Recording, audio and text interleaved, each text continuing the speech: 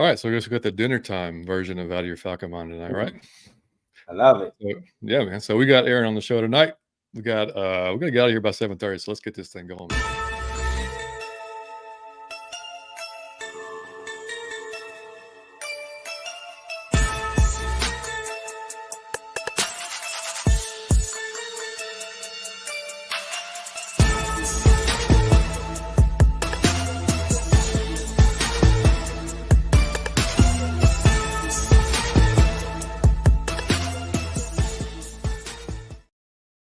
And welcome in, folks. It is episode 163 Out of Your Falcon Mind, Atlanta Falcons Fancast.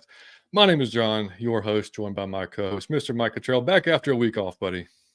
I love it, man. I'm well rested, good to go. 163 is a lot, John. I'm just hearing you say that. That's a lot of episodes, buddy. I love it. Yeah, man. So we have. So for y'all that don't know, my kid plays baseball, and that season's starting to ramp up again. So he's been rehabbing from a shoulder or a arm injury, so he's had some extra stuff going on. So last week got messed up on Thursday, and this week the coach threw in another practice tonight, 8 o'clock. Our season starts on Saturday, so so we had to rearrange the times here to get it in. So here we are. But yeah, we do have a special guest on the show. We're turning back to the show again, Mr. Aaron Freeman. We got Aaron Freeman, buddy. as Corey Woodruff. Now this was hilarious. The green beans, he said, of Atlanta Falcons content creators. Not everyone wants to eat them, but they need them because it's healthy, and it's good for you. You know what I mean? So I thought that was the funniest damn analogy I've heard for you, Aaron. They're a favorite meal on Thanksgiving. So holidays, I'll take them. You can stomach me on holidays, basically. You got it. I actually like green beans. Like, it's one of my. I know they're not on the top of most people's list. Yeah, no, I actually do though. But I thought that was hilarious. So, Aaron, man, thanks for coming by and joining us this week. And then we tried to get on last week, but again, just schedule messed up. So I gotta say, because it's hilarious. Here's the first time that I knew, man, we made it, John, was when Aaron was on the first time. That's when I turned to John and said, man, I think we made it. I think we've arrived. And we got him back on the show. So Mike, if you think 163 is a lot, I just checked. I think I'm over 1,800. I think on. Oh my God, dude! That's surprising. Yeah, I love it. Yeah, that's insane, man. Yeah. I mean, but yeah. So tonight, guys, on the show, obviously we got Aaron. We're going to be talking about kind of what Aaron's ideal kind of off season might look like. We've got some obviously some questions from you guys from the mailbag that we put out there. And if you guys have any questions in the chat tonight, throw them in there. I'm going to star them. And when we get to that section, I'll come back and get your questions. When we get to there, that signed helmet looking good in the background. Yeah.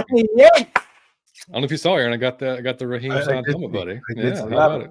I always wonder, is it fixed? Like, did they see is it just going to Falcon content creators and whatnot? And I'm like, when can I get mine? Well, see, the thing is, you got to create another account, and just have it be like Aaron, whatever, 1, 2, 3, and then because I did it from my own personal account, so I didn't, I didn't do it from the podcast account. Unfortunately, I can't do that because my own personal account got suspended, and there's which a is rule the stupidest damn thing I've ever seen. You've been suspended, so yeah. I still can't believe that, but yeah. And we're going to talk about some needs outside of quarterback, edge, wide receiver that we all know that we really need, and then we'll get into some of just the hot topics that's been thrown around in the last week or so. If y'all have been around at all on social media, you've seen the start or continuation of however you want to look at it. The Justin Fields, Desmond Ridder war has been going on. That's been pretty exciting. I swear, dude, I tweeted the other day, like, I'm a second away from muting both Fields and Ridder so I don't see anything. Like, it's hard to take, man. Some of the stuff, it's like, come on. And then today, it's reported that we're highly linked to Kirk Cousins, and Fields is it's our boy Fleek put out a tweet earlier and said, man, I'm just going to sit back and wait. I said, hey, man, welcome aboard, brother. Welcome aboard. Like, that is what you're supposed to do the entire time. Like, you can't get caught up in this crap. It happens every year. So you just sit back and relax and don't take it too seriously, because you never know what's going to happen. Most of the time, whatever we think is going to happen, we'll end up wrong anyway. So, and that's, and that doesn't matter who's running the team or who's running the organization. But before we get going, man, let's jump in the chat. Do say what's up to the folks that are here. King Atlanta, what's up? Atlanta, what up? April, I'm gonna star this. We'll come back and get your question. Appreciate you joining us. That just went down. Berto, what's up, buddy? Berto, what up? Chris, what's happening, man? Chris, what up? That's right, over in the West Coast. I forgot. Yeah, man. Billy Goat, what's happening, dude? Rise up. I like that name. DJ, what's cracking, man? DJ, what up? Let's see. Marquise, what's going on, Marquise, what up? He said, I say we take Jared Verse or Latu at number 8. Could get a wide receiver or second, third. Yeah, we could. We'll talk about it, man. Paul Rose said, evening from the UK. Hey, man, what's going on, Paul? Hey, UK. Thanks for checking in, brother. Pablo said, my boy Aaron the Goat. Pablo. Hang on, let's see. I'll say I thought I had that. You already did it. I had that sounder kind of like you gotta keep up with me, Johnny Yates. I can't because I can't go back from the comments. So it's too quick. It's too much to do. Damn it. I need Midas, what up? Midas, he said, I'm on the clock and I'm out of my Falcon mind. Still in time. I love it, buddy. TP, what up? Good to see you, brother. Susan, what's going on? Good to Susan, see you. how you doing? All right. So, if y'all didn't see, Savion, Mixon, and I put out a video last week on quarterbacks, free agent quarterbacks, and also we threw in Russell Wilson and Justin Fields. So, we just kind of went over different options that we had. And we have a new segment on the show. It's just that we're going to, we'll figure we'd debut it tonight called What's New? So, Mike, if you didn't know this, apparently Savion and I are a little racist. Oh, wow. I did not know that, Johnny. We are racist because we kind of felt that the Justin Fields ceiling was a little higher than Ridder's. Okay. So a certain commenter came basically and said that that just makes no sense to him, and we must be racist because of it, which was confusing on so many levels because I couldn't figure it out if it was like if he knew that Desmond was mixed or that was the case. Maybe we were racist toward the mixed people, and then I responded back very hey dude, like that's the conclusion you came to, like from what we were talking about, like. Yeah, we were just kind of pointing out certain things about the play and everything. I was like, it's just a difference of opinion, really. I was like, you can have your opinion, which is fine. We could definitely be wrong, which is also possible, and that's fine too. And he doubled down. He was like, nah, man. He's like, you can say however you want. You're a racist. I was like, man. And he said, Justin Fields he said Desmond will never be black. I was like, and I'm responding back. I'm like, dude, do you actually know that I'm white? Like, do you know it's like the white guy that's responding to you right now? Like, I don't even know. So, I mean, just amazing, dude. But that guy got. So if you want to get blocked by us, there's not many ways to do it. But come comment with some dumb shit like that, calling us racist for no damn reason, and you'll get blocked. So he's blocked. But yeah. So Aaron, you ever had anything like that happen to you on your illustrious show? The other day when I was talking about Jaden Daniels and I was talking about Justin Fields and I was kind of comparing them, and I was like, Justin Fields is not a great processor, right? That's been the big knock on him. He'll turn down some throws. And I said a similar thing about Jaden Daniels. And one of the comments was, why does this narrative always come up with black quarterbacks in terms of the process? Which I think is a fair commentary because there has been historic, sort of things of being like, this guy can't process and all this various thing. But at least for me, I hope my listeners understand that, like, I don't just say things based off of skin color. I say things because I watch the film, and it's like I think there are plenty of black quarterbacks that are great processors. It's not just like, hey, you're a black quarterback, you can't process. But my opinion on Justin Fields is based off of the last 3 years of him being in the NFL. And my opinion on Jaden Daniels, I think there are things on film that give me a little bit of pause on if he's seeing the field as well as a fifth-year starter probably should be seeing it, given, he started almost 60 games in college.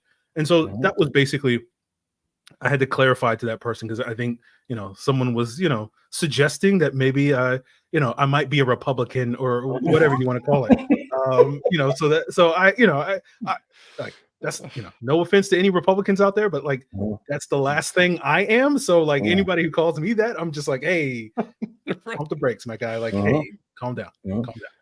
Yeah, man. I don't even. I have no idea where they come up with some of this stuff, man. Because I just, clearly, I mean, I went back and I was like, damn, did we say something that was kind of like on the line? I went back and watched it. It's like, no, nowhere close. It was just like not even remotely close to that. But hey, whatever. But the one of the big things, you've seen, and actually, Aaron, the last time we were on the show together, we were it was before I think it was before the season, right? We were talking about like just some of the needs that we had, or not needs, but like kind of concerns that we had, and we were all kind of upbeat and excited, and the season went the way it went, and here we are. But I guess we're excited again because we're in a good spot now, or seemingly in a good spot, but.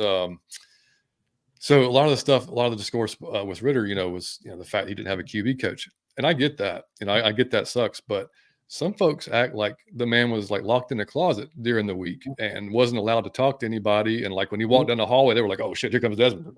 Turn, like they don't even, And I don't think it was that way. I mean, they had quarterback meetings every week. I mean, Dave Ragone played quarterback. He was the offensive coordinator. He wasn't calling plays on Sunday, so obviously he was working with. Again, how much do you think that played a role in how that went this year? I don't think it played much. I saw a lot of people complain about Dave Ragone and all throughout the season, which is fine. Like, people are allowed to say whatever they want to say.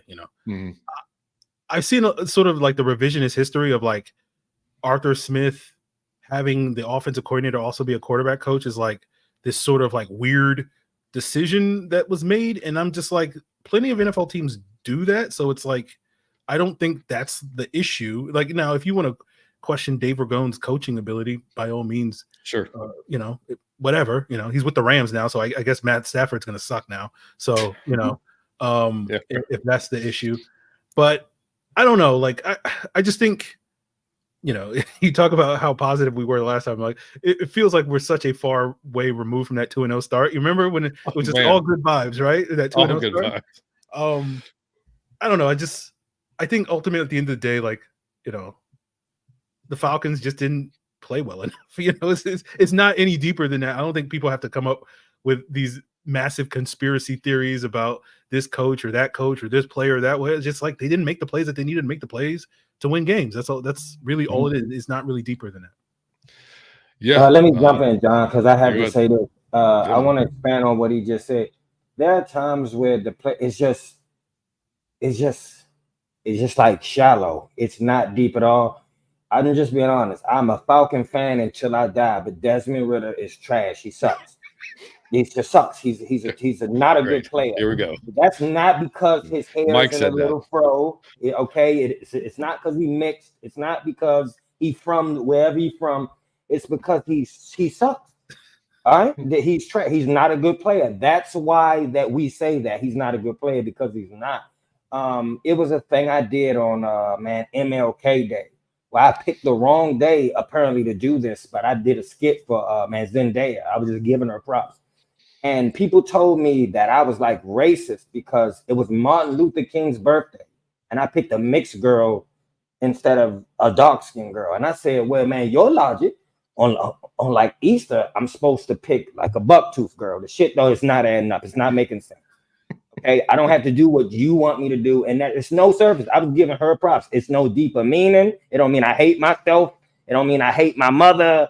It don't mean none of that, okay? It just mean I like Zendaya. That's all it is. And Desmond Ridder's not a good quarterback. So there are so many of y'all I've seen that defend this dude tooth and nail, and whoever says anything about him bad, you say, well, you must be a hater of the team, or you racist, or you did. And it's like, do you have eyeballs?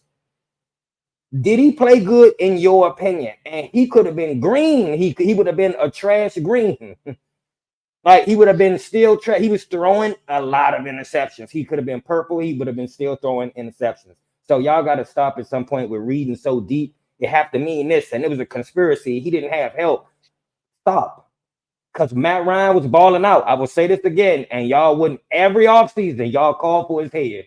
So when this dude played like trash all season and y'all supporting him, it's mind-blowing. It's mind-blowing. Yeah, I mean, it's like, Aaron, I think you were on the same boat as myself just listening to your show last season. Like we were both like kind of on the Desmond Ridder train, like, thought that, this could work, with the guys, the talent around him and everything going on. We thought this could be, just average. We're good. Mike jumped off around stop 3. He was like, no, this ain't it, and left. Yep. And so it was basically just kind of me carrying the rest of the season, trying like, no, man, you gotta believe. See, look, there's this. I'm gonna show you this right here.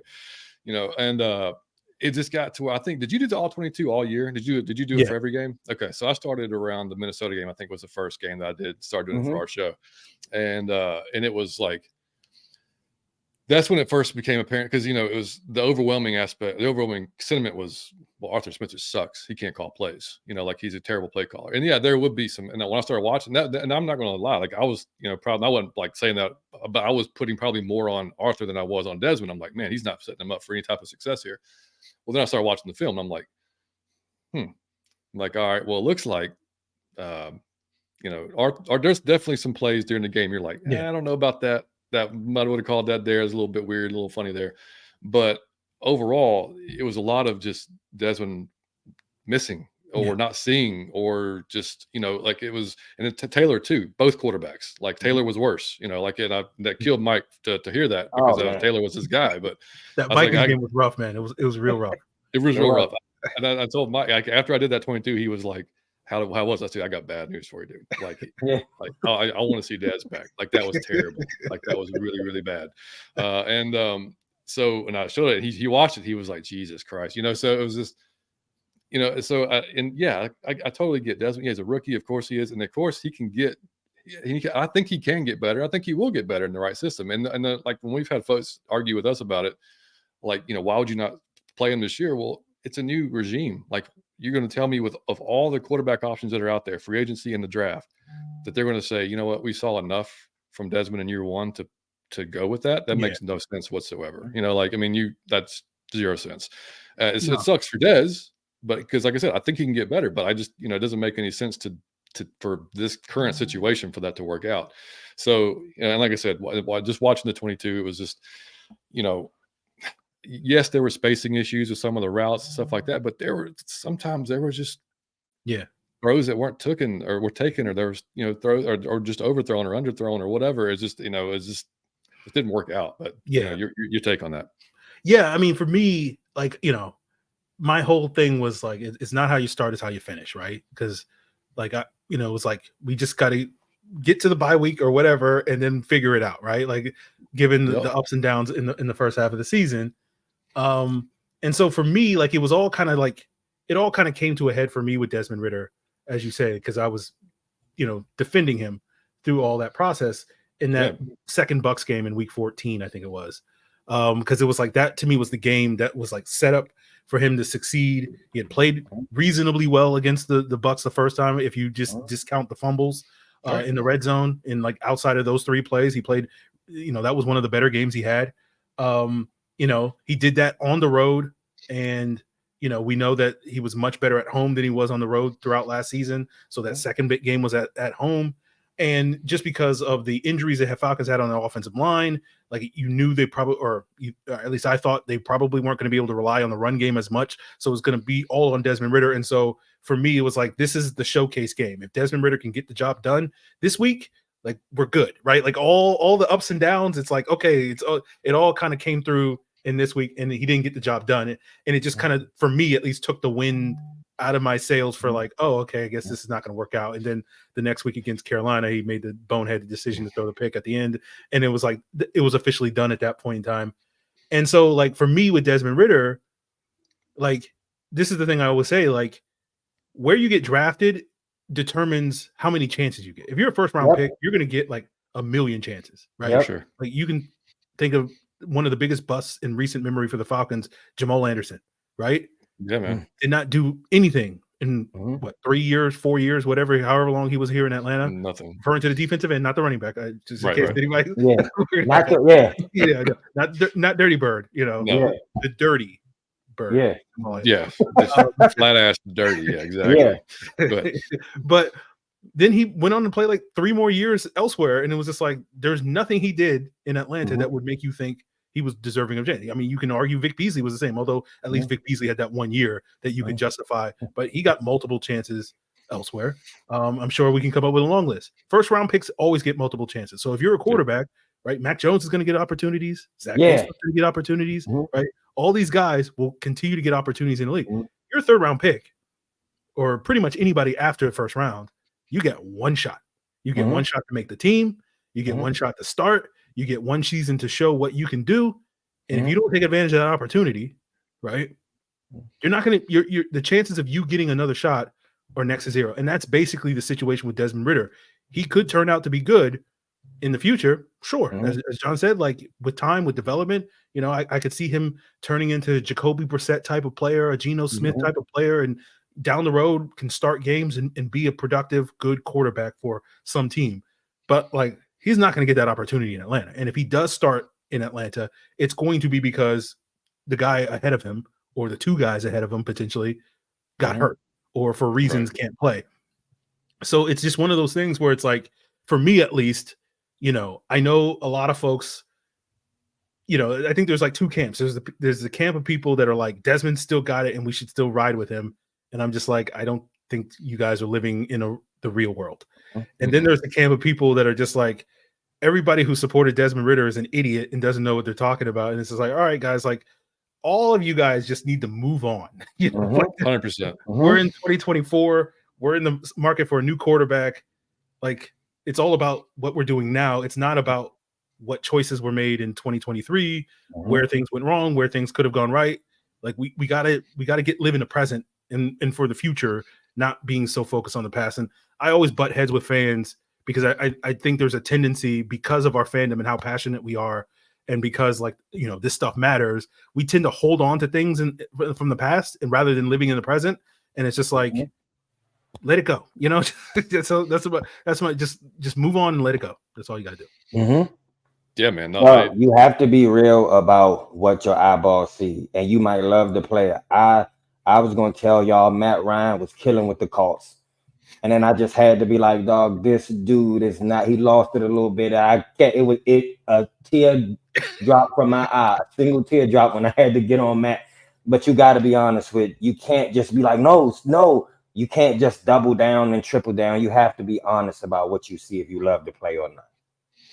Yeah, I think that's where folks got some got upset with me because I was Desmond, and I was like, no, this is not going to work. And they were like, what the hell? And I'm like, I'm a fan of the team. Once that Carolina game, John switched his whole. Oh, I was done. Yeah, you couldn't defend it. You couldn't defend it. That was it. I mean, and Aaron, we were at a watch party with like a bunch of other creators and folks, and I mean, Big Low and other guy, Uncle Steve and whatnot, and I lost. I didn't lose it, but I was like, you gotta be shitting me, man! Like, really? Like, that's how this is going to end? Like, this, And so, but John texted me. He was like, "I'm fucking done with this." It was a rough way to go. The way that went, it was just like it just felt like all. Whatever progress he had made, right? Regardless of where you think it is. I know John, Mike is like, it went down this way, and the rest of us like, it kind of went up a little bit. A little bit. Yeah. But it was just, after those last couple of games, it was just like, boom. Like, I don't know. Like, it just felt like it was broken at that point in time. And it was just like, okay, yeah, this is not going to end the way we thought it would. Right. And Mike and I, we were at the Houston game, and that was probably arguably his best game of the season. And and we were like, man, okay, this dude, okay. Like, if we can put this together, and then the whole problem was he couldn't repeat it. Couldn't be consistent with it. And it's like there was too many, oh God, type of plays or decisions and not enough good ones, and overall that throughout the season. And like you said, even that first Tampa Bay game, you throw away the fumbles. Passing wise, he was pretty good. You're pretty efficient, so. But it just wasn't enough, and like that's why I was trying to tell people later on, like in the season, I'm like we are fans of the team first. It's not necessarily the players. Like, so I'm not just going to keep supporting it. Like, I'm going to root for the guy because he's playing quarterback for our team. But like, I can't just ignore what I'm watching every week when I'm doing this film study on it, And so it's, I don't know what folks expected, but that's kind of where it went. But anyway, enough of that. So, Aaron, if you're looking at this offseason, man, what would kind of be starting, I guess, with the quarterback? What's kind of your ideal situation? Like, are we drafting a guy? Do you want to go get one of the vets that's out there and go with the edge, wide receiver? Just kind of all in all, like if you could design how you want to lay it out, how would you do it? I mean, ideally, off the blank too. So absolutely, whatever you say, we will clip it and we sending this to Mr. Blank. So go ahead. All right, appreciate that. I would like to see them draft somebody. I'm good on the 4 quarterbacks. Like, if they draft any of those 4 guys, I'd be happy with it, right? It seems like the top 3 guys, referring to Caleb Williams of USC, Drake May of North Carolina, and Jaden Daniels of LSU are going to go in some order 1, 2, and 3 in the draft. That seems to be the current buzz coming out of the combine. After I'm done talking with you guys, I got to record my own Locked On Falcons. I'm going to talk about that. It seems like New England is locked in on taking a quarterback at 3. And so that probably is going to kill any chance for the Falcons to trade up for one of those guys, if that's the case. But, we got 8 weeks till the draft, so we'll all find out together.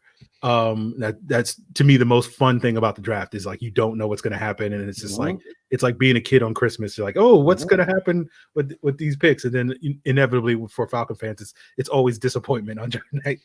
Just the initial reaction is always, oh, that's what we're doing, And then the next day, it's like, you know what? I thought about it, and it makes a lot more sense. For me, it's always like the pre-draft hype is always hilarious to me because it's like all that's going to happen is you're going to build it up. Then you're going to get disappointed, and then you're going to go back to building it up. So just skip the just wait till the end. But I think if the Falcons settle for the 4th quarterback, which is JJ McCarthy out of Michigan, that's not going to be sexy. That's not going to be a popular pick. I think there's a path for JJ to be a good quarterback. I don't know if there's a path for him to be a great quarterback, but I think in terms of alternative options, I'm not as high on Justin Fields as other people are. I think he's fine, but I don't see him also being a great quarterback. I think he can get better, but I don't know if he's ever going to be a consistent and reliable high-level starter in the league. Kirk Cousins has a high floor. If you are comfortable with his age and his injury coming off that, which is understandably why a lot of people aren't necessarily comfortable with that. I understand that. But at the same time, I think Kirk Cousins is probably the best bet. If your goal is to make the playoffs this year, he's probably the guy that will give you the best chance of doing that. But in terms of long term, I don't think you're winning a Super Bowl with Kirk Cousins. He's just basically going to be Alex Smith with what Alex Smith was with the Chiefs a bunch of years ago. And so then you're just kind of just stabilize it, and then we'll figure it out later. So for me, in terms of what I would like to see, that's why I'm draft a rookie. And let's just roll with that guy and hope that he develops. Again, the odds aren't in our favor. And that's kind of where I'm at, where I'm just at least bet on the guy that I think a rookie. There's hope, right? That's the thing that you always have with a young player is there's hope and optimism that hey, maybe this guy could be something. And so that's kind of what I would like to see the team do. But honestly, I have no idea what they're going to do. So we'll see. Yeah. Kind of where I'm at too. What about do you think they go out and make I wouldn't say a splash, but do you think they spend heavy on one player, or do you think it's more likely they're going to go along and kind of amass good players, multiple good players, but not really go?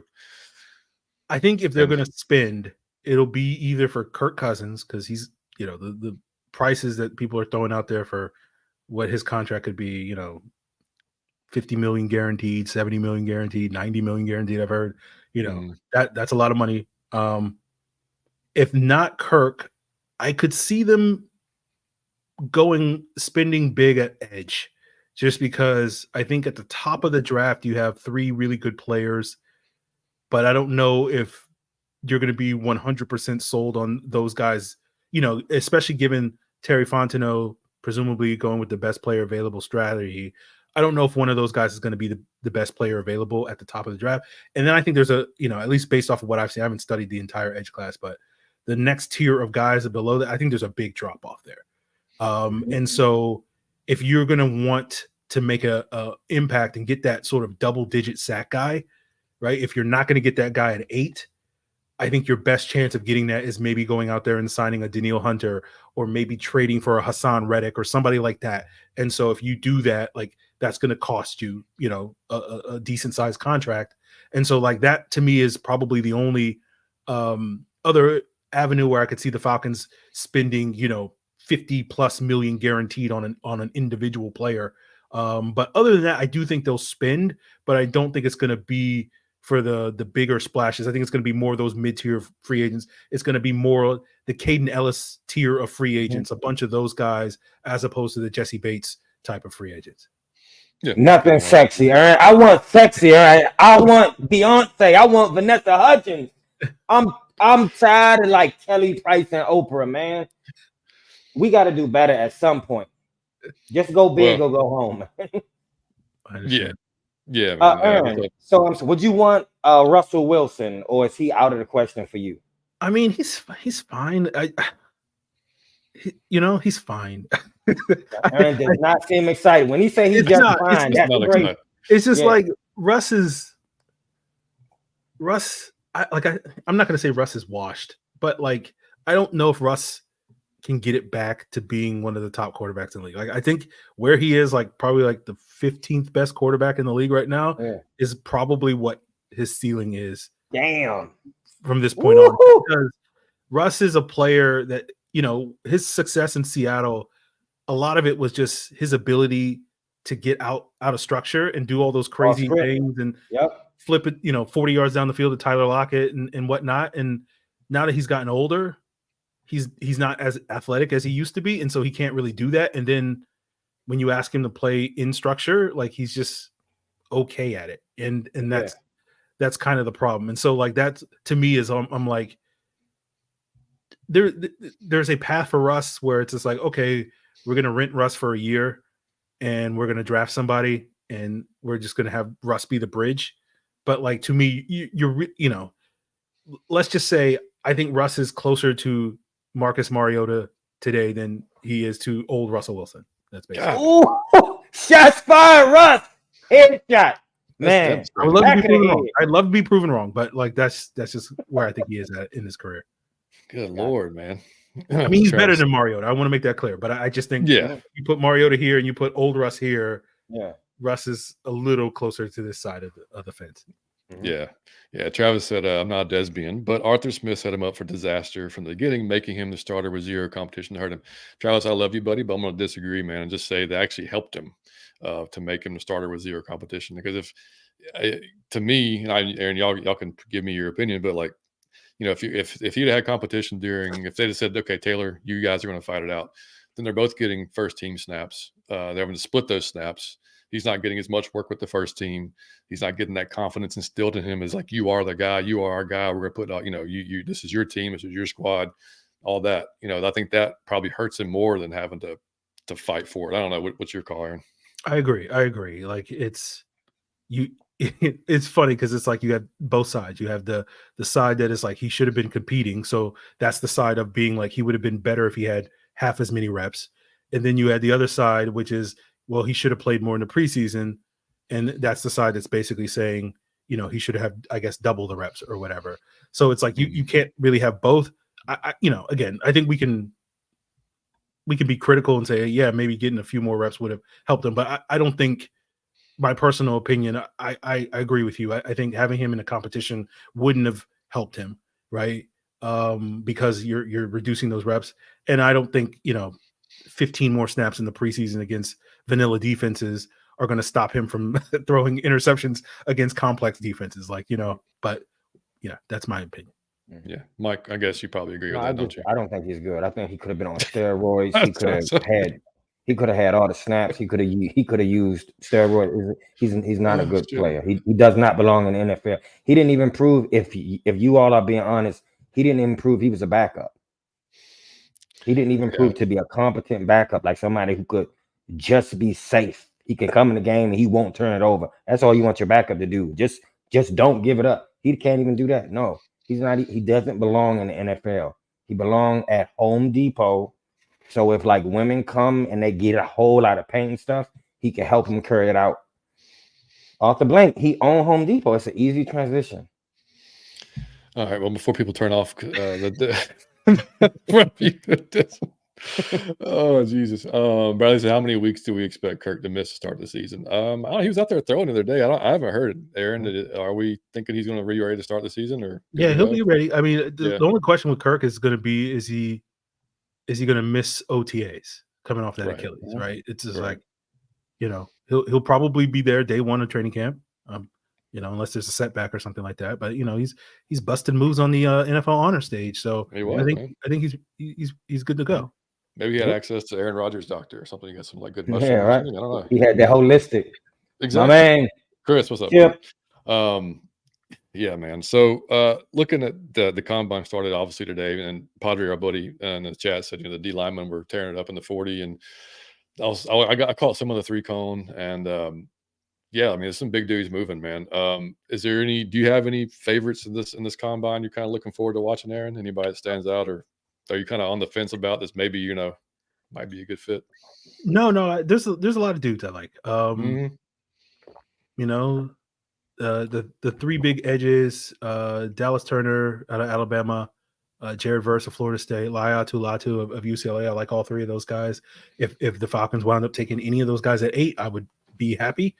I'm trying to think.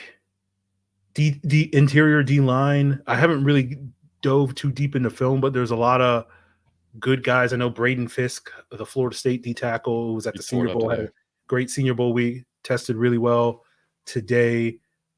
Mason Smith out of LSU. He was a player that I was very intrigued by preseason. I haven't really broken into the LSU defense. I've just been watching the offense with all the weapons they have there this season. So I'm looking forward to that. Dwayne Carter out of Duke is another guy that was a Senior Bowl guy that, from what I understand, tested pretty well today. So there's a bunch of guys. Byron Murphy out of Texas, big fan of. Johnny Newton, I should call him, out of Illinois, another D tackle, also a big fan of his game. He's very reminiscent of Grady Jarrett in terms of what he can do. So, yeah. I agree. Dr. Slick Nuts, you got to put your balls on the table sometime. You do. No, I agree. And if y'all saw Byron Murphy, man, like to be 300 pounds, whatever he was, I mean, like he looks like a superhero. Like he looks legit. Now we've said the same thing about Chase Young. I mean, just kind of see what happened there. So I mean, but yeah, I'm with you. There's a lot of guys, and Devondre Sweat. We've talked about him several times. I think they were kind of like not poking fun, but like his vertical was 25 inches. The man is 366 pounds. Like that's pretty solid. He jumped 2 feet off the ground at 366 pounds. It's pretty good. But he was pretty impressive too. We if we're going to go to a 3-4, we do need a bigger nose tackle. It wouldn't be so bad. But yeah, I mean, I'm looking forward to it. I'm recording every day so I can see it. Of course, we're going to. I think the quarterbacks are Saturday, right? Yeah, and almost all in the top 3 guys aren't going to throw. We already know that. And somebody, I think it was last show before, and I forgot to answer it, but they asked us, why are the guys keep backing out of the combine? And it's really, I mean, it's, to be honest, I mean, like the top guys, all they can really do is hurt themselves. I mean, like they've already got you've already seen what they can do in college. I mean, they've got the tape. So, I mean, it's like if they go to the combine, just happen to have a bad day, maybe that hurts their stock and they drop down, like that's, I wouldn't do it if I was a top 3 guy that I knew that. I mean, Caleb Williams has already made $12 million playing college football. Like, why is he in the other combine? So I mean, but that's pretty much it. But they will. I think Nix is going to throw. I think Rattler is going to throw. Penix will throw. I think McCarthy's supposed to throw too. Yeah, is McCarthy okay? Well, that's good. I'll have to watch him because I haven't. I've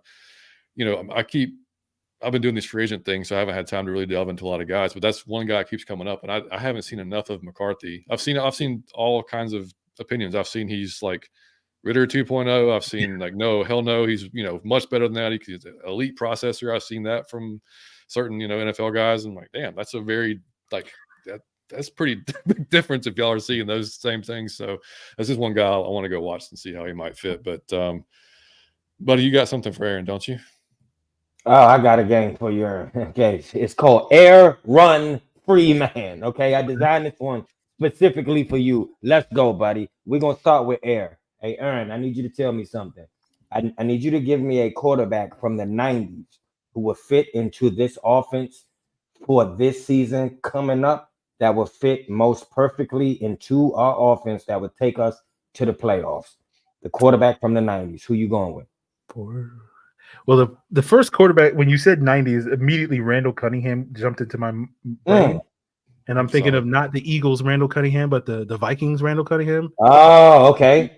Dropping bombs to Chris Carter and Randy Moss. Yeah. In the late 90s. Ooh. So I'm trying to think, is there a better? No, that probably works. I love it. Randall Cummings. He the first one that said that. I love it. Okay, I'm still on air. I'm still going air. Hey, Aaron, I need you to give me a 3-person dunk contest that would be the best dunk contest in the history of the NBA. Who would it be? 3-person dunk contest. Who you going with? Oh, Vince Carter. That got to be in there. Oh man, I have no idea. I have not paid attention to the dunk contest in like a decade, so me neither. I have no idea if there's like any current players that are great dunkers. Well, you can pick old ones, it don't matter. All of our guys would be like from the 80s and 90s. You know, the Atlanta bias, Dominique Wilkins, Dominique and Vince. You got one more. Oh, that's a good one. Dominique and Vince. You got one more, Aaron. Come on.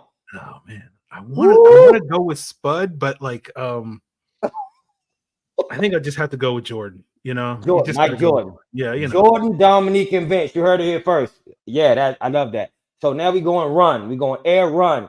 I need you to give me the best Atlanta Falcons running back of all time. And I don't mean in stats, but in talent. Who you going with and why?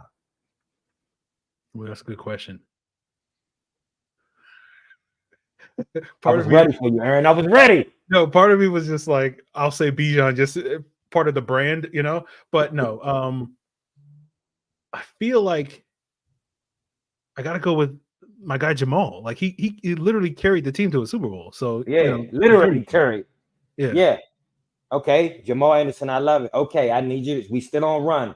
I need you to give me the fastest player that you've seen in the football, in like the speed. I don't mean on track or on the 40, but in game speed. Who's the fastest player you ever seen in our league for in game speed? I mean, because I've seen him more recently, like, and I can, as an adult, I can gauge his speed. Like Tyreek Hill's probably the right answer I should go to, but Darrell Green.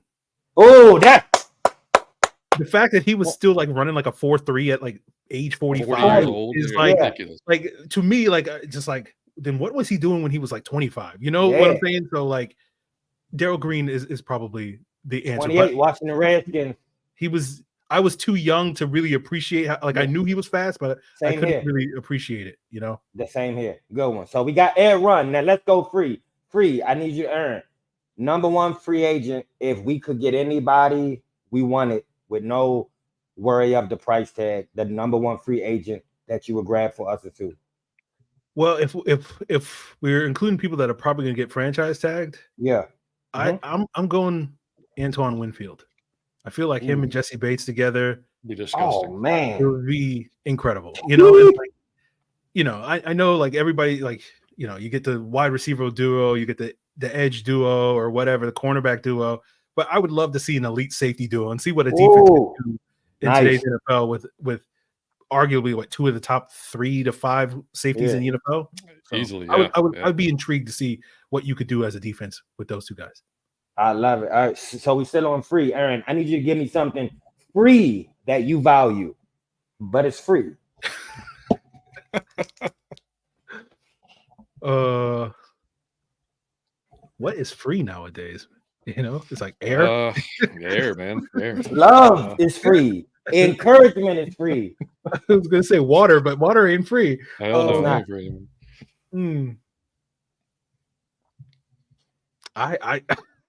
Maybe you're free, like you get free minutes anymore, like on your telephone. Like that's not even a thing. Nothing free anymore. No. I mean, the free samples at Costco and Sam's Club. That's what I. Love and chicken. Love and chicken. I love it. Okay. Now we got air run free. Now we got man. Aaron, do you want to see us in man and 3-4 in zone? Like, what do you want us to play mostly next season? I don't know, man. I'm trying to think. Like, do I have a preference in terms of what they want to do? I guess it's tough with the current personnel because you don't know who they're going to. Right. You know what I mean? But yeah, I mean, like my favorite thing is always seeing a great pass rush. So if there's nothing better than a defense that can just get pressure with 4 guys, right? Just like we're going to rush 4, we're going to drop 7, and you can't stop us, you know, because we got the 4 horsemen of the apocalypse going. So I would love to see that. I don't know if there's quite the path to get there, you know, with who they can get. So to me, I guess the second best is just like hey, we're going to get after the quarterback and we're just going to spam blitzes all the time and you're never going to see where it's going to come.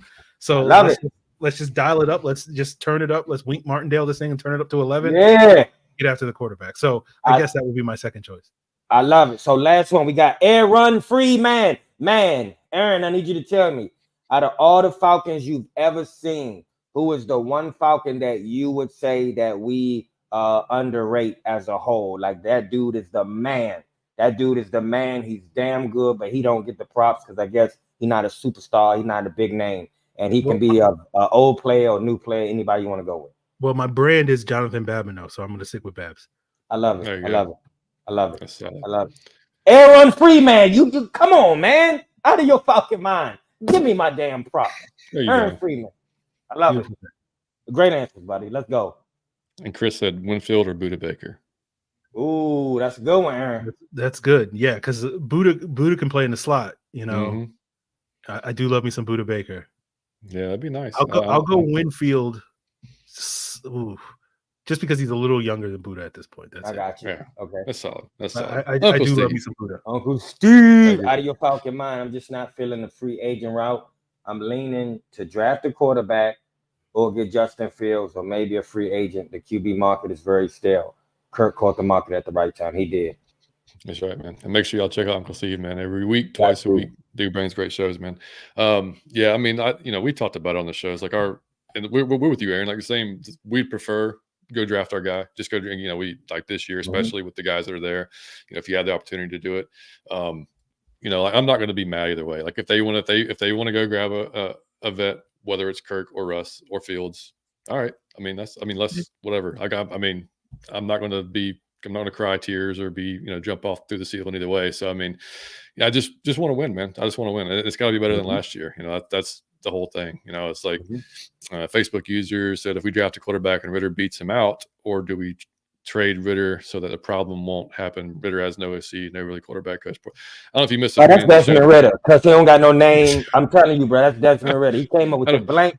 I don't know if you missed the beginning of the show, man. We talked about that. It's like, and Aaron said the same thing. Not that it really, that's kind of overblown in a way. Like, he was getting coaching. He wasn't like blackballed by his own coaches. He just didn't play that well, and he was a rookie. Every person on the staff was trying their best, y'all. So I don't want y'all to think he got rigged or everyone was trying their best. It was no one on our staff that was trying to sabotage that man. Why would they do that? Why would Arthur try to get himself fired? Come on, y'all. Yeah. Come on. He's trying to keep his job. It's not, he had enough faith in him to say okay, you're my dude. I'm going to roll with you, And like I said, the play column was weird, but like I said, if you go watch literally go sit there and watch the all 22, watch every quarter, watch every play, you're going to come away going, that wasn't as bad as I thought it was. You'll watch the game on Sunday and be like, what the? And then you'll watch the film back. You're like, oh, okay, then I kind of get that now. That was, this play wasn't blocked right, or this play was, this run game wasn't working as well. You're going to see reasons that crop up, and you'll see a few boneheaded play calls for sure. But it wasn't the whole reason we were losing these games. Y'all gotta just get that out of your head a little bit. All right, Aaron, we'll do this real quick, and then we'll go on to the mailbag question. So, outside of QB, edge, and wide receiver, give me your top 2 or 3 needs. Cornerback, safety, and probably swing tackle. Did you see the rumor that we were possibly interested in Mekhi Becton from the Jets? I've been, last summer I was pushing for the Falcons to trade for I remember. Becton. I would love to see it. Him reunited with Dwayne Ledford. His best football was at Louisville with Dwayne Ledford. So, I would love to see it. Yeah, I would too. So yeah, I agree with that. We've I don't know. I can't remember if you were kind of with Richie or against Richie. I was on the Richie train for a long time. I had to unfortunately hop off last year. But I just couldn't. It was the Tampa Bay game did it for me. That K-Dot touchdown. I was dude.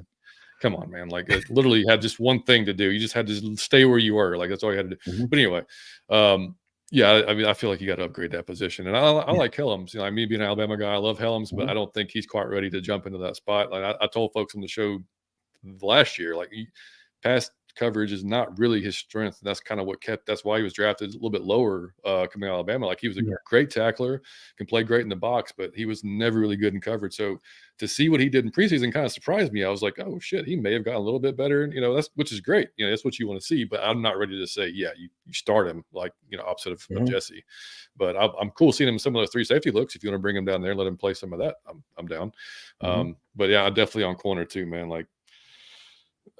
We got to figure out CB2, and I just did the cornerback free agent show, guys. If y'all haven't seen that one, I just dropped it a few days ago, and I gave a few options that are out there, and I don't know how there's some smoke around the whole. We're interested in trading for Snead now that KC has franchise tagged him. Yeah, seen that too. It doesn't make a lot of sense to me because I'm just like I said the same thing. Yeah, is he going to be a CB2? Like I don't. Yeah, and like. You gotta because Casey's gonna tag him, right? And then they might trade him. But like usually, like if you're gonna do that, you're gonna give up a 1st-round pick to get a franchise guy. So we're gonna give up the 8th overall pick to get L'Jarius Sneed, and then we're gonna pay him $1 bajillion. And then are we also gonna pay AJ Terrell? Or are we just done with AJ Terrell now? Or are we gonna have the most expensive cornerback room in the league? Which I'm not against. It's just I don't see that. That doesn't make a lot of sense to me why the Falcons would do that. That's all. It's just pay AJ and figure it out. The other spot. I don't think you have to go out there and trade your premium draft assets for L'Jarius Sneed. I think you can find some options. Yeah, I'm with you, man. I'm with you. So all right, we'll get to the mailbag. Mike, do you have anything else before we jump on the mailbag? No. You good, buddy? All right. So, first question from our boy Alberto from 95 Sports, 95 North Falcons Talk Show. There we go. He said, "Are there any current players you feel will fall out of favor with the new coaching staff? And also, please tell Aaron that he is my hero." So, appreciate that. There you go. Aaron, what do you with the current guys? Are there any guys you think will fall out of favor? I mean. Probably all the people that you think, like all the guys that were drafted under Arthur Smith that aren't 1st-round picks that haven't, if they don't produce this year, they're gonna go by the wayside. That's what happens. Like like you saw this with Arthur Smith when like we drafted Jalen Hawkins and then we drafted DeMarco Hellams, right? And it was like the minute DeMarco Hellams came on the team, that was like shots across the bow for Jalen Hawkins. You saw, I'm blanking on probably some other players that we drafted that it was like, oh, clearly he's replacing this guy. So, when we get to day 3 of the draft, like some of these picks, if you're like sitting there going like, oh, we drafted the player, but we just drafted another player at that spot like a year or two ago. Yeah, that player that from a year or two ago is probably going to get pushed out the door at some point. So that's usually what happens. It's the day 3 guys that really suffer from coaching changes because they were already just kind of barely hanging on anyway. So, we could, it could be literally anybody who's not an entrenched start. Like basically everybody that's not like Grady Jarrett, Jake Matthews, and Drake London, could be shown the door in the next year or two. Agreed. And Q Lavender said true QB coach was the wide receiver, which is hilarious. Yeah. And look, don't get me wrong. We all agree that it was right for Smith to part ways. Like there was other reasons, not just a play calling, that I thought they needed to move on. It wasn't going to work. But yeah, that was definitely. I mean, I'm glad to see TJH back coaching quarterbacks, what he was supposed to do. All right, from Jay, he said he's got 3 questions. Actually, I think he got another one too. What free agent Rams player will be a Falcons next year? We'll start with that one. Aaron, any idea? I got a couple of mine, but probably the same as yours. Probably Jordan Fuller, the safety. He's probably the guy I probably put the most money on. That's what I want. Yep. Feels like probably a couple of guys that are ex-Rams, like Greg Gaines, the nose tackle, Ashawn Robinson, the D lineman. Maybe they bring in Taylor Rapp, the other safety that was there. Leonard Floyd, maybe is now with Buffalo, but was with the Rams. So, I think we could see a bunch of Rams, especially on the defense side of the ball. Yeah, I agree. I thought on the maybe Akella Witherspoon, he had a good half of the he came. I mean, second half of last year he played really, really good ball. First half was okay, but he ended up the season with his best year of his 7-year career, and that was obviously with Raheem. And he's a bigger. If y'all don't know who he is, he's 6'3", 109. I mean, he's a bigger corner. I mean, like he's wouldn't be bad to have him opposite of AJ. Yeah. And I don't. I kind of feel that I know I saw Millie Mills say keep Okuda. I don't think that's going to. I mean, maybe. I just don't. I mean, I was rooting like hell for him, and he's played well to start the season. He just kind of after that injury never really seemed to get his footing, and then we saw Phillips out there, and I don't know that it was really. He just can't seem to stay healthy. It just sucks. Like it's a short career that he's had. It's like every year, like something crops up that seems to hurt him. And I mean, for a cheaper pay, maybe you bring him back, but I don't know. I doubt it. What's your call? Yeah, I mean, if it was up to me, I'd probably try to bring him back on another like 1 year cheap prove it deal for like $3 or $4 million or something like that. And with the idea of maybe drafting a guy in the draft or whatever as my sort of insurance policy in the event that he gets hurt. But in terms of the likelihood of that happening, it does seem like that ship has sailed. Yeah, I agree. And Chris said, "I'm not the only one who feels that Snead may just have been so successful due to the scheme. Someone taught me out of it." Aaron? I mean, I think Snead's real good. I'm not studying the Chiefs every year, but every time we watch them in the playoffs the last couple of years, I see L'Jarius Snead making plays. So I feel like he's good. I don't know if he's like first round pick and $20 million a year good. I don't know about that, but I think he's a really good corner. Yeah, me too. I don't know that it was. That's I think when we were talking about it, Chris, when Aaron, I don't know that we see him as like a true CB2 because he does a lot of things. Like he played most of the time in the slot, in nickel, and he would blitz. He would come on pressures. But he was really good in coverage too. So he did a lot of things for that defense. So like I don't know. This would be tough how it would translate.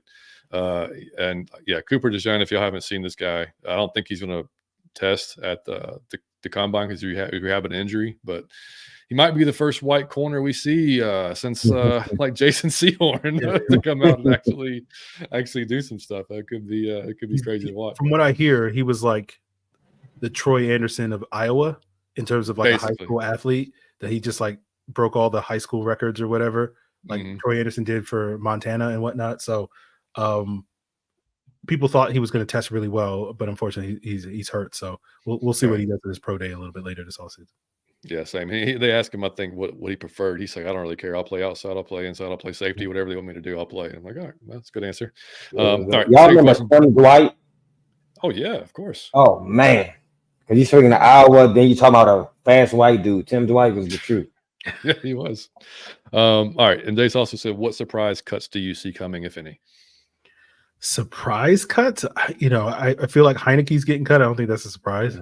I feel like Mike Hughes is probably getting cut. That's probably not a surprise. Lorenzo Carter's potentially going to get cut. I don't think that would be a surprise. I mean, maybe Ade Ogundeji, but like they might carry him to camp and then cut him in camp like they did with Michael Walker. He was still here. Yeah, so damn, John. That would be a surprise because John forgot he was on the team. Like, oh yeah, I forgot about that. Yeah. I did. I'll ask my own question. Do you think Malone going to get a chance to get on the field with this defense? Maybe. We'll see. Yeah. We'll see if they how much investments they make at edge. I think. Yeah, we'll see. We'll see. Yeah. We'll see what happens.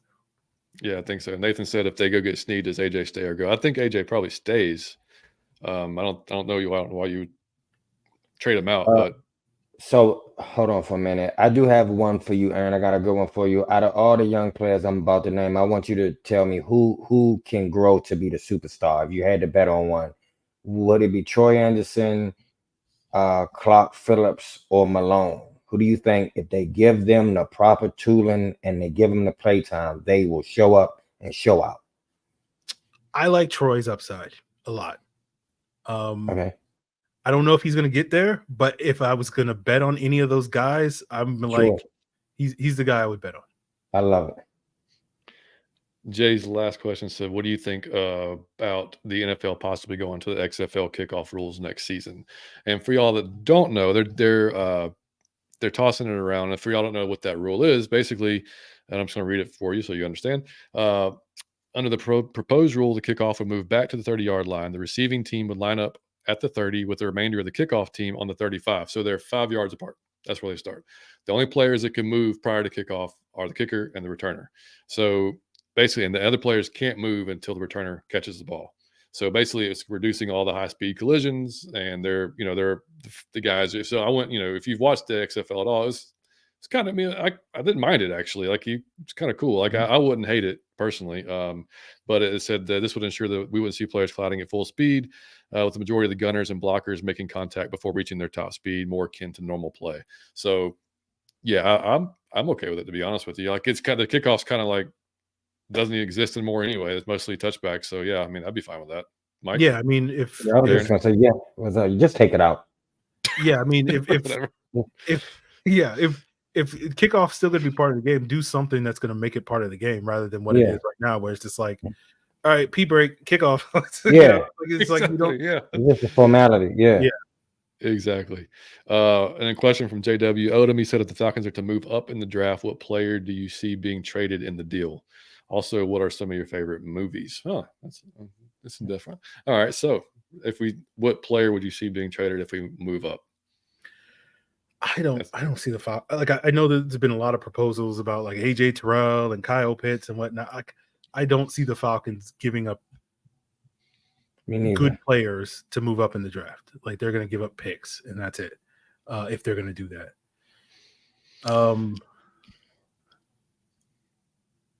Like I don't even know like who's trade. I mean, like I don't either. I kind of agree with you. I think it's just gonna be picks. I can't see you. It will be giving picks. Away talent. Yeah. No.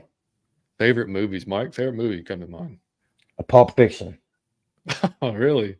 Quentin Tarantino don't miss. Anything Quentin Tarantino, huh? What you got, Aaron? Anything, man. Inglourious Bastards. Still Quentin Tarantino. Good one. Oh man, I always hate answering this question because like I always feel like you got to say something that like everybody's gonna agree with. You know, and it's just like you're about to say like freaking like some love story, aren't you?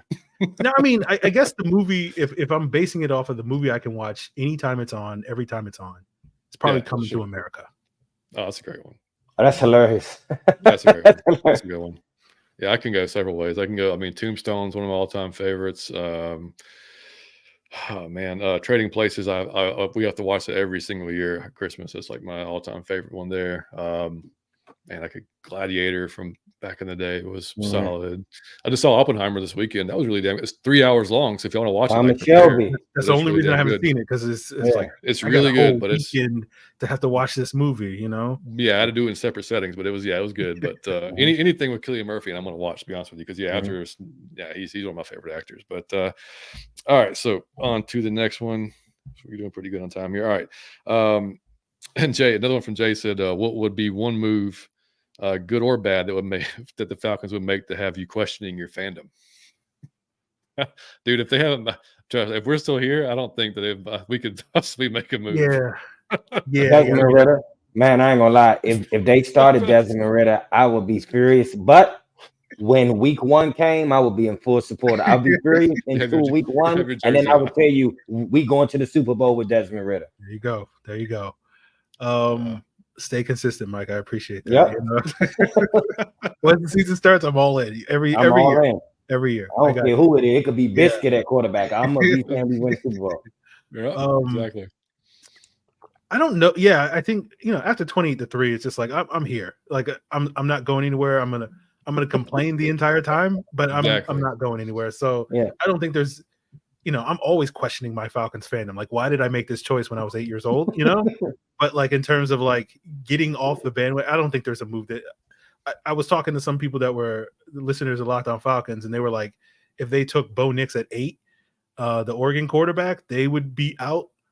And I was like, sure, like I would hate that move, but at the same time, I'd be like, all right, we'll see if it works out. I'm at a point where it's just like, all right, I'm gonna complain a lot. That's what I do. That's why I'm here. I just complain about the Falcons, but I don't think there's any move that they can make that I'm out. If you can leave your team you're not a real fan. I don't care. If you can just say I don't like something they doing, so I'm switching teams, you're not a real fan. That is not real fan. No, QC needs that out of your shit. Falcon mind. It's on the website. I don't know what the website is because I'm a poor representation of the brand.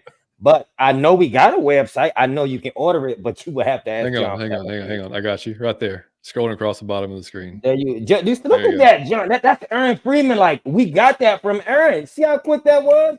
I'm telling you, man. I got a long ways to go to catch up to that, man. But long ways, but we coming. Appreciate it. Gonna be honest, Mike. I love it. All right, so from Travis, our boy Travis, he said, "Who are your top 3 edge targets, free agents or the draft?" If you I gotta hit this all Aaron. together. I gotta hit this from Aaron. Go. I mean, I was part of Josh Uche gang when he came out in the draft, so I would love to circle back to that. You know, I know a lot of people are like, they wanted us to draft Fields and they want us to get Fields now. And I'm like, hey, this is the time to get all your old draft takes. I'd be like, we should have drafted this guy. So Josh Uche from the Patriots would be probably my preferred free agent option. Draft wise, like, I'm a big Dallas Turner, and I mean, I like all 3 of the top edges in this draft. Yeah, right. Like, watching the film, I came away liking Laiatu Latu, the UCLA edge rusher, more. But then at the Senior Bowl, I was a little underwhelmed. So I'm just like, okay, like Turner and Verse made up ground. So I'm at a point where, like, I'll take any one of those 3 guys, and they all work for me. Yep, I'm with you. I'm with you. Myler said, I would very much like to hear Mike and Aaron do a segment on the importance of being humble. Oh, that's hilarious. Oh, that is hilarious. Look, Aaron, if you don't know Myler, man, he number one, what did he do? He had he basically drank the Bijan mustard, like literally had the Bijan mustard out in front of Lambeau Field with his Out of Your Falcon Mind stuff on, videotaped it, put it on there. He lives in Wisconsin, obviously, so got the ire of all Green Bay. Like, I mean, just they were completely pissed with him. And then we put him in the Hall of Fame. Yeah, we put him in the Hall of Fame. And then he said the Falcons put the Bijan's cleats on there to give away, and he was like, "Hey, if I win them, I'll drink Bijan mustard out of the cleats," and they gave it to him. Okay. So now he's got to come through. So yeah, pretty damn funny. Yeah, man. All right, so let's see. Got a few questions here tonight. April said, "Do you think Justin Fields coming home?" So if y'all haven't seen the video, and I don't even know if I guess it's real. I guess his agent posted it, and like it shows Justin jumping up and down, and you hear somebody say something that sounds like you ready to come home or you're coming home, something like that. I don't know. I mean, like Aaron said earlier, I have no clue. I mean, well, I did some deep diving, and apparently that video is him pretending to be high school football players before the kickoff, and then so someone took that video out of context and changed it to make it seem like this is him reacting to him getting traded to the Falcons. Similar to, you remember when we were going to the coaching search and someone posted a video of Bill Belichick at Chick-fil-A? Yeah, that was like 5 years ago in Florida. Yeah, like that was like 4 years ago in Boston or someplace like that. So the internet, man, is like undefeated in terms of really is. Just completely, it's like, hey, here's the thing, and people are like, hey, that's a thing, and then it's like you come to find out like that's not the thing that you think it is. Nah, man, we did we do the underrated overrated on our show, and like I don't know, about a month ago I said, look, but y'all, sources is overrated. Like anytime y'all see sources, say like just chill. Like don't even, I mean, you can read it, but don't like start retweeting it and getting all excited or all pissed off or whatever it might be. Like it's best just to chill and wait, man. But yeah, so April, not sure. I mean, who knows? Boogie said, what about Spencer Rattler? I like Spencer Rattler. He would be one of my preferred options in the we got a veteran bridge or whatever, and then we're just gonna take a flyer on a quarterback in the 3rd round and hope it works out, better than it worked out with Desmond Ridder. Rattler, I think, has legit ability. There's certain things he's got to clean up about his game, but I think he's a good football player. So, basically I'm at a point where it's like, they draft any of these quarterbacks, like I'm going to have a different opinion on them, right? Like I'm going to like some guys more than the other one, but like at the end of the day, it's like you just need to take swings at the quarterback position, like because like the truth of the matter is the odds that you hit on a quarterback are so low that you just have to just keep swinging. And so at a certain point, it's just like, just take a swing and we'll see if it works out. Hopefully it does. You hope you have the supporting cast, you hope you have the coaching staff, and you hope the player, you know, you can all develop all that stuff. But like at the end of the day, it's just like, you know, I don't know if there's a quarterback that they could draft that I'd be like, this is a terrible pick. It's just going to be like, I would have preferred that other guy, but it is what it is. It's fine. Exactly. And our boy Chris from A1 Sports or Forever Sports said, is there a dark horse you guys see that could steal Justin from Atlanta, from under Atlanta? I've seen Broncos. I've seen Raiders. Yeah, I say Broncos. I don't. Who knows? I don't. I mean, I was talking about this the other day on Locked On Falcons. Like, it doesn't seem like like no one seems to be like gung ho on Justin Fields at this point. That's why, like, I don't know if he's going to get traded soon. Like, I think it might be a situation where someone's going to strike out elsewhere. Like, someone's not going to be able to trade up. Someone's not going to like the other quarterbacks. Someone's not going to sign Kirk Cousins. And then you're going to be like, all right, well, we'll take Justin Fields now. And like, so I don't think the market is going to be as robust for him as I think people project. I think ultimately he will get traded to somebody, but it's going to be whatever team doesn't. He's going to be the plan B or whatever. He's going to be the rebound. Yeah. So I don't know where he's going to wind up. That's because that I think depends on what happens with that. Agreed. Oblivion said, "Why is no one talking about Baker Mayfield for any team?" No, I haven't heard anything outside of that. Tampa Bay said they weren't going to franchise him, right? I think that's what I saw. Yeah. So I honestly wouldn't hate him on this team after last year and his experience with Zach Robinson, the short amount of time that he had there with the Rams, looking like I think you could do worse. But I think I saw an estimated 4-year, $120 million. I don't know if I'm ready to do that. Yeah, that was my thing with Baker Mayfield. Like, at the price he's probably going to make this year, I don't know if I'm there yet. Right? It's just like, yeah, you're right. Like, you could do worse than Baker Mayfield, but I feel like you could do better too. You know, if you're going to spend that type of money too. Yeah. So, like, most of it has been the expectation that he's going to re-sign in Tampa Bay. So I think a lot of people are just sort of assuming that he's not going to be available when push comes to shove. But I don't know.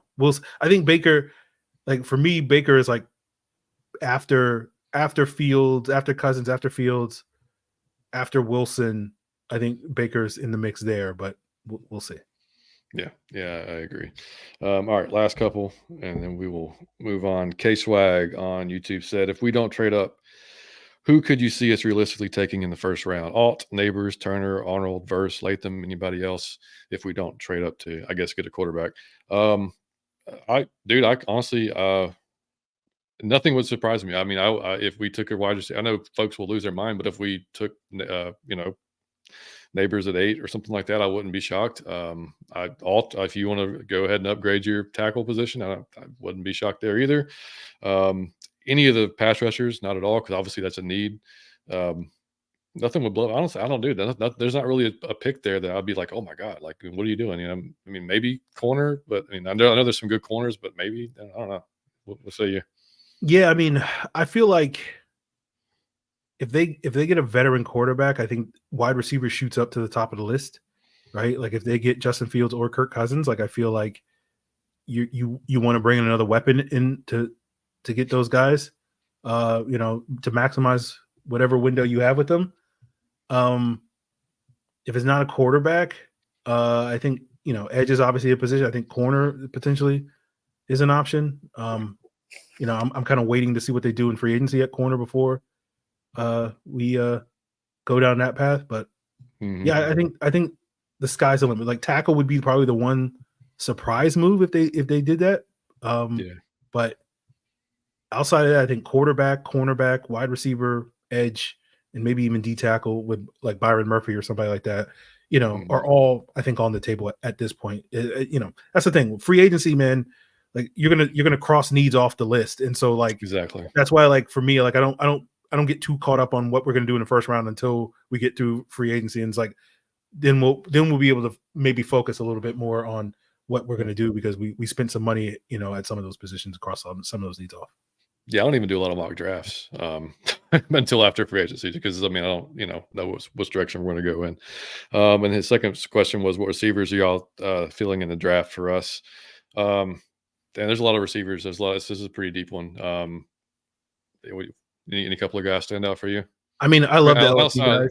Yeah, I love the LSU guys. I love Malik Neighbors. Yeah. Like he's incredible. Yeah. Brian Thomas is great. Yep. I'm a big Lad McConkey fan out of Georgia. Big time, yep. I haven't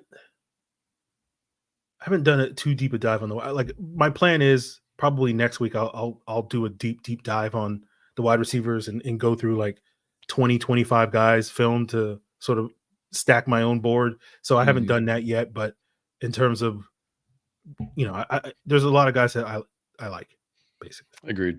And last one says from Boltville. He said, yes, a Chargers fan that follows you guys after y'all doing the crossovers with the Bolt Bros. Shout out to the Bolt Bros.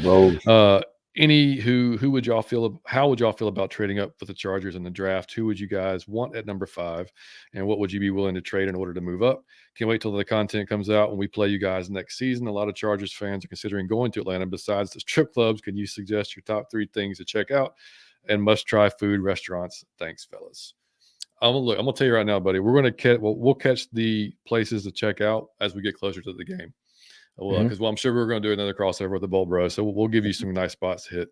Mike will hit you up with all the great strip clubs that you can go to. And, you already know what I was thinking of. I wasn't even going to say it, but thank you, Johnny Yates. Oh, you're welcome. I can find all the nice restaurants and stuff like that you want to go to, and then Mike will have you covered on the other spots.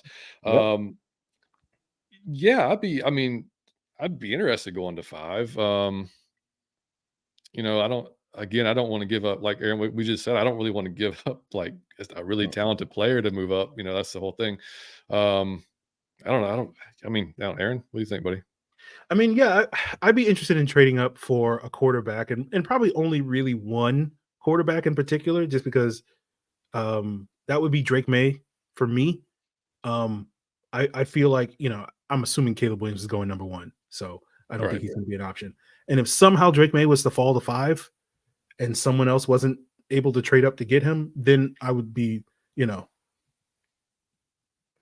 calling the Chargers and, offering Jim Harbaugh whatever he wants, all the lap dances he needs, in order to get up to that spot to get Drake May. All the Kohl's cash he needs for all those khakis. Yeah, whatever he wants. And Nathan said, what's the SI story about blank wanting Cousins? Yeah, I saw it briefly that he was a fan of dude, I guess take it all with a grain of salt, man. Just sit back and watch and see what happens, man. We're gonna find out in like 2 weeks. We sure are. Yep. All right. So we got trade for Fields, sign Cousins, sign Russell, or they're gonna, bring in Carson Wentz, and then we're like, oh, they're drafting a quarterback. Okay. All right.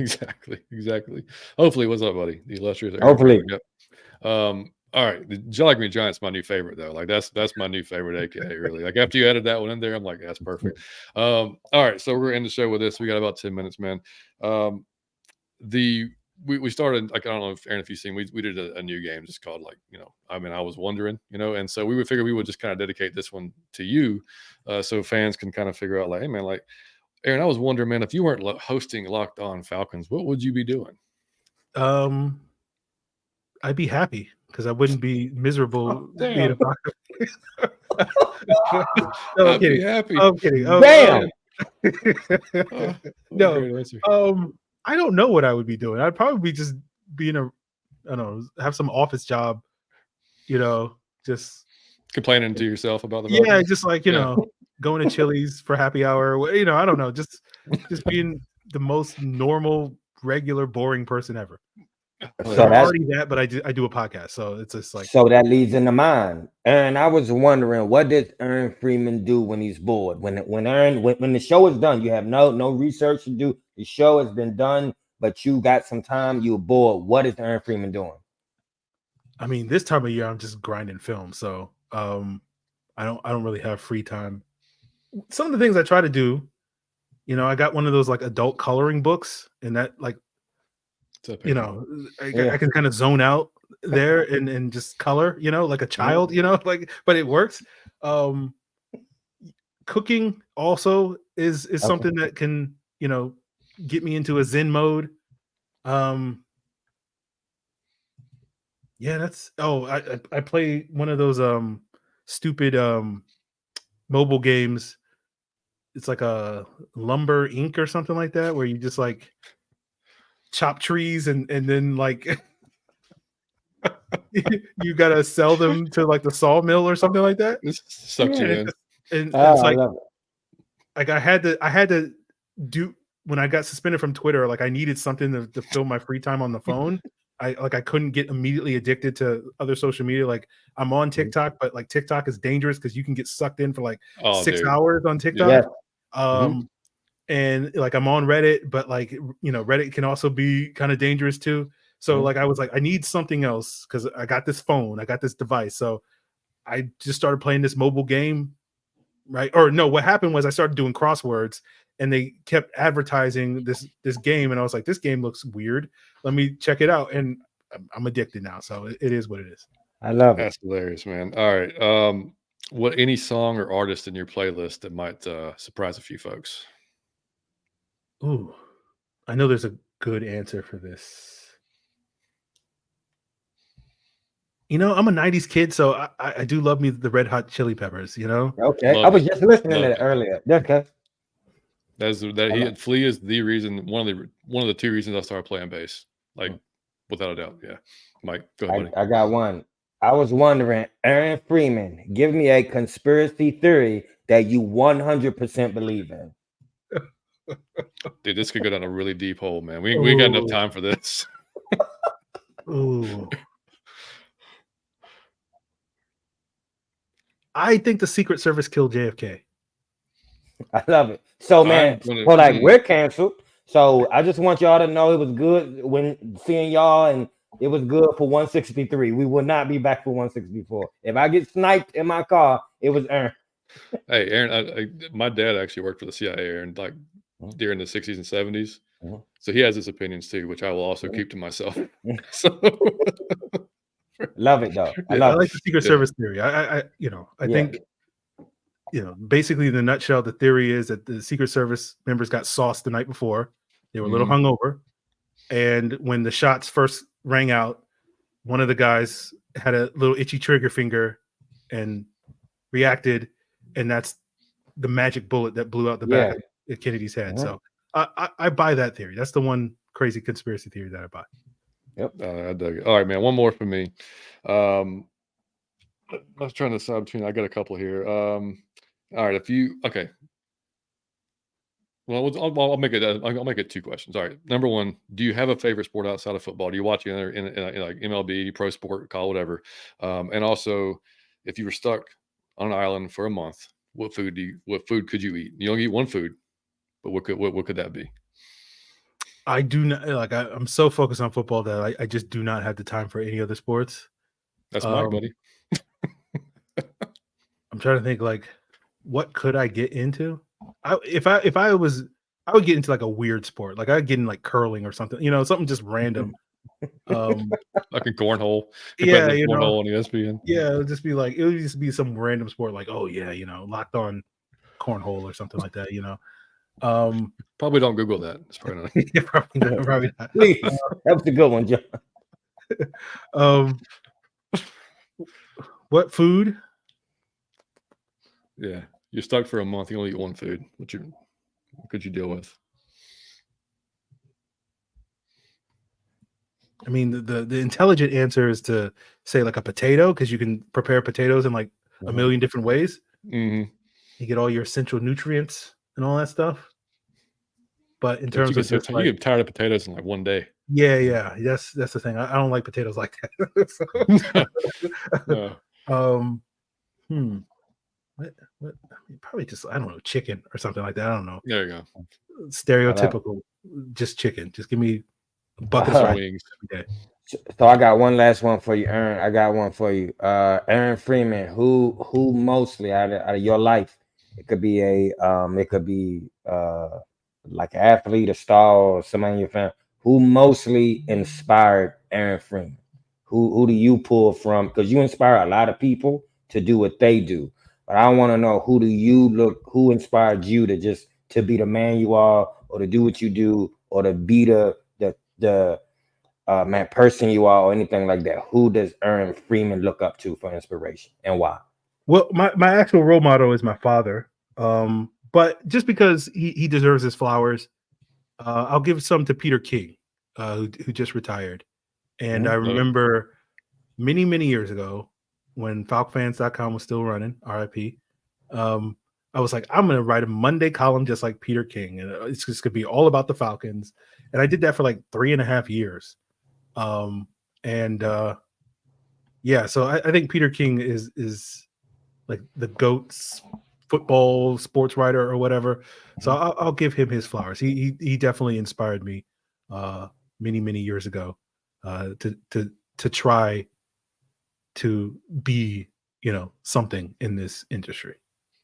That's a great Well, thank you, Peter King. If it was no Peter King, we wouldn't have Aaron Freeman. So you gotta love that. But one more, Aaron. I got one more for you. Just one more before we go. Aaron, if it's a potluck, okay, it's a potluck. Everybody's bringing something. What's the one dish that you cook that everybody that tries say that shit right there, Aaron? You hit it out the park. What's the one thing you cook that everybody say is good? I mean, people love my chicken wings, so love it. Perfect. Chicken wings. You gotta love it. More racism at the end of the show. You gotta to start and end it. You gotta love it, man. Oh damn! All right, man, we gotta rock. I gotta get my kid to practice, or he's gonna have to run laps. So, Aaron, dude, thanks so much, man, for coming by. I hope you had some fun, man, and we'll definitely. Yeah, man, we'll definitely get together again probably before the season starts, and hopefully this offseason, and talk about who we've drafted and who the free agents are and everything. Since you're not on Twitter anymore, technically, you can tell folks, I mean, you are, but you can tell folks where to find you, man, before we get out of here. Yeah, Locked On Falcons every day, 5 days a week on, YouTube and all your favorite podcast platforms. Absolutely, man. And you guys can obviously follow us if you want on Twitter or X or whatever. Out of your effing mind on Twitter, out of your Falcon mind on TikTok and Instagram. And guys, we'll be back next Thursday, probably regular time next Thursday. I'm guessing, as long as nothing else messes us up, 7:30. But hey, anybody in the chat tonight, appreciate y'all for coming by early, hanging out with us. And if you're watching it later, watching replay, man, make sure you hit the like button for us so we can get out there to more Falcons fans. Subscribe if you haven't already. I think we're 5 away from 1,500, Mike. We're getting there, buddy. We're still here, Aaron. We're still here, buddy. We're quite farther away than we were or ahead than we were last time we had you on. So it's good. At least we're going in the right direction. But yeah, man, thank you guys always for checking us out, and we will catch you next week. Mike, take us out, brother. We got the GOAT, man. Out of your Falcon mind. Peace.